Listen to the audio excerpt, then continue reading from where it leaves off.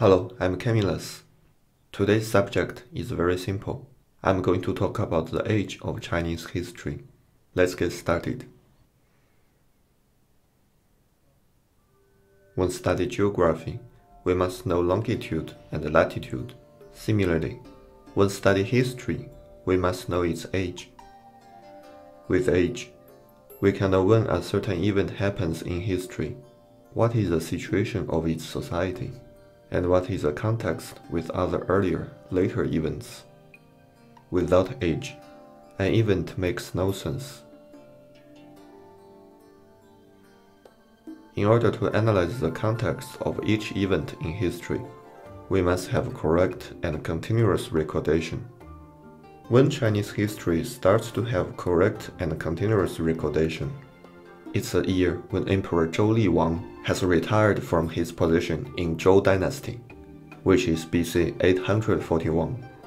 It's very early among all civilizations in the world.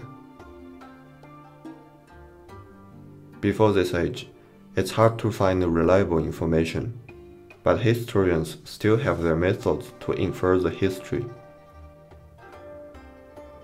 From some pieces of recordation, there are three great kings exist: Yao, Shun, and Yu. Yao passes his power to Shun. Shun passes his power to Yu. Henceforth, the leader's power is highly developed. Yu starts to pass his power to his children and children's children. The country starts to be owned by a single family, and this is the first dynasty in Chinese history, called Xia dynasty. Another civilization grows in the east and has replaced Xia dynasty in BC 1600. Then they built the Shang dynasty. And in the following dynasty Zhou, Chinese history starts to have reliable recordation. About the age of Chinese history, there are various calculations from different historians. According to Liu Xin's calculation, Yao rules 70 years, Shun rules 50 years. Then Xia dynasty starts and lasts 432 years. Shang dynasty lasts 629 years. Zhou dynasty lasts 867 years. The fall of Zhou dynasty is in BC 256. So the first year of Yao's government is in BC 2305. And according to Shaoyong's calculation, the first year of Yao's government is in BC 2357. There are also other calculations. We cannot say which of these data is right or wrong. The ancient data is not precise, and historians' calculation is hard to be 100% correct.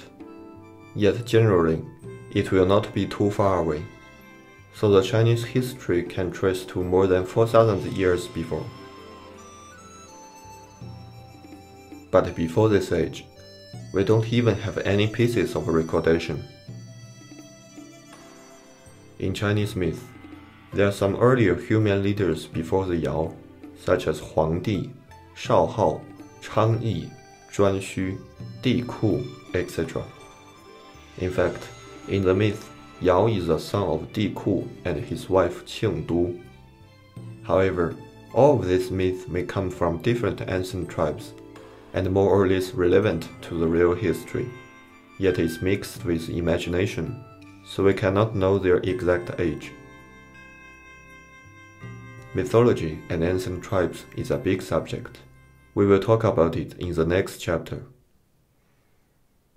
From the archaeological point of view, we can define different historical periods by the instrument of production: the Old Stone Age, the Neolithic Age, the Bronze Age, and the Iron Age. The Old Stone Age and the Neolithic Age are in the prehistory. The Homo erectus pekinensis is the most possible Chinese ancestor. They live in Old Stone Age, from 20,000 to 17,000 years before. In the province Gansu, Qinghai, and Henan, archaeologists have found a lot of Neolithic Age sites.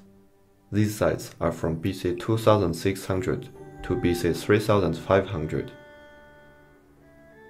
and from BC 1700 to BC 2600, the Middle Land of China already has bronze tools, and seems the South has invented bronze tools even earlier than the Middle Land, so that the Bronze Age civilization in China may have started before BC 2600. Thanks for watching. I'm Camillus. I have a message to the world. See you next time.